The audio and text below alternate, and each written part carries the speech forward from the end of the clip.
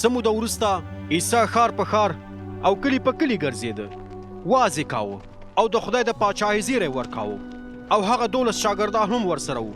یو څو ښځې چې د پیریانو څخه خلاصې شوې وې او د ناروغۍ څخه یې شفا موندلې وه هم ورسره وې، لکه مریم چې په مجدلیه مشهوره وه چې 7 پیریان ورڅخه وتلي وو.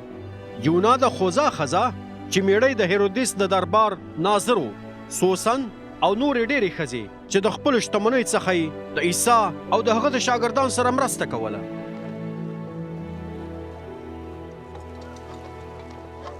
خلک به د یو ښار او بل ښار څخه عیسی ته راتلل، او کله چې ګڼ شمېر خلک سره راټول شول نو هغه ورته دا مثال راوړ. یو دهقان د تخم شیندلو دپاره پټي ته لاړ. کله چې تخم وشینده نو یو څه په لاره کې ولوېد، هغه تر پښو لاندې شو او مرغان وخوړ. څه تخم په تیږو کې ولوېد او کله چې راشین شو نو د لمدبل د کموالي له امله هغه زر وچ شو.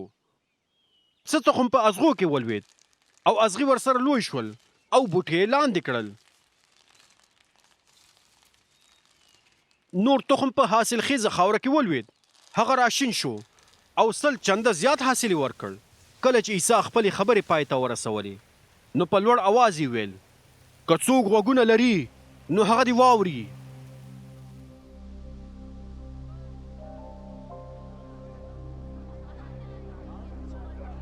کله چې د عیسی شاګردانو پوښتنه وکړه چې د دې مثال معنا څه ده، هغه ځواب ورکړ، تاسو ته د خدای د پاچاهۍ په پټو رازونو د پوهېدلو دپاره پوهه درکړل شوې ده، خو نورو ته دا هر څه په مثالونو کې ویل کیږي، تر څو هغوی ګوري خو هیڅ ونه ویني، اوري خو هیڅ ورباندې پوه نشي.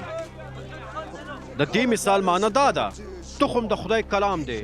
هغه تخم چې په لاره کې لویږي دا هغه خلک دي چې کلام اوري، خو شیطان راځي او کلام د هغوی د زړونو څخه وړي تر څو هغوی ایمان را نه وړي او خلاصون ونه مومي.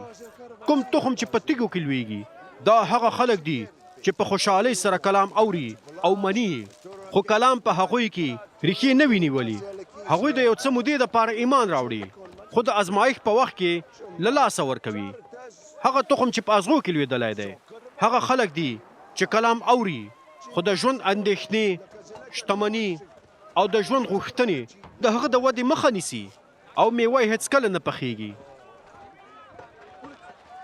خو کوم تخم چې په ښې خاوره کې لویږي دا هغه خلک دي چې کلام اوري او په خپل صادق او ښه زړه کې ساتي او په صبر سره میوه ورکوي. هیڅوک داسې نه کوي چې څراغ بل کړي او هغه د لوښي لاندې پټ کړي او یا یې د کټ لاندې کیږدي، بلکې هغه په څراغدان باندې ږدي چې هر څوک را ننوځي او د هغه رڼا وویني. ځکه هیڅ داسې پټ شی نشته چې ښکاره به نشي او نه داسې پټ راز شته چې څرګند به نشي. نو پام کوئ چې څنګه یې اورئ، ځکه څوک چې څه ولري نو هغه ته به نور هم ورکړل شي، خو هغه څوک چې څه نه لري حتی که د هغه په ګمان کوم څه چې لري هغه به هم ترې واخیستل شي. بیا د عیسی مور او ورونه راغلل چې هغه وویني، خو د زیاتې ګڼې ګوڼې له امله یې ونه شو کولی چې هغه ته ځان ورسوي. یو چا عیسی ته وویل، ستا مور او ورونه د باندې ولاړ دي او غواړي چې تا وویني. عیسی په ځواب کې وویل، زما مور او ورونه هغه دي چې د خدای کلام اوري او عمل ور باندې کوي.